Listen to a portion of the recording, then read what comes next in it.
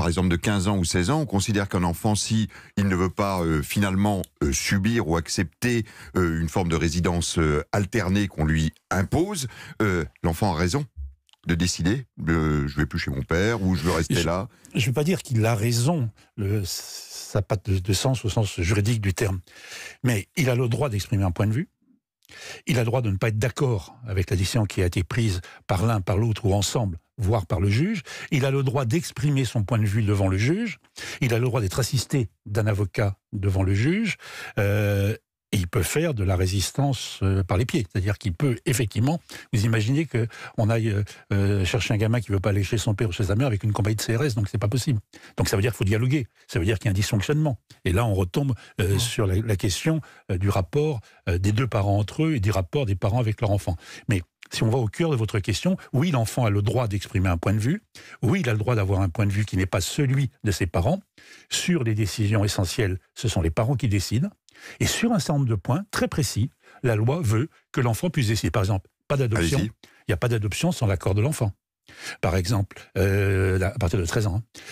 Avant, on lui demande son avis. À partir de 13 ans, il faut son accord. Deuxièmement, je vais à l'autre bout de la chaîne et je sais que je vais choquer un peu à cette heure-ci, mais enfin, sur un problème d'IVG ou de contraception, l'enfant peut accéder, la personne de moins de 18 ans, le jeune qui a 15, 16, 17 ans peut accéder à la contraception et peut, s'il le souhaite, soit interrompre sa grossesse, si c'est une jeune fille qui est enceinte, soit ne pas interrompre sa grossesse. On dit trop souvent, une jeune fille, et ça arrive dans 6000 cas par an, en France, une jeune fille qui a moins de 18 ans et qui souhaite aller jusqu'au bout de sa grossesse et devenir mère, quoique mineure, peut effectivement se voir conseillée par ses parents de ne pas aller jusqu'au bout, mais si elle décide d'aller jusqu'au bout, elle est en droit d'aller jusqu'au bout. Et je me tourne vers le pédopsychiatre, ce sont des situations de plus en plus fréquentes aujourd'hui, compte tenu de l'évolution de la société et de la place de l'enfant dans cette société, Stéphane Clerget. Oui, c'est vrai qu'aujourd'hui, quand même, on peut dire que les parents écoutent davantage leur enfant, tiennent compte de leur opinion, de leurs besoins, de leur avis.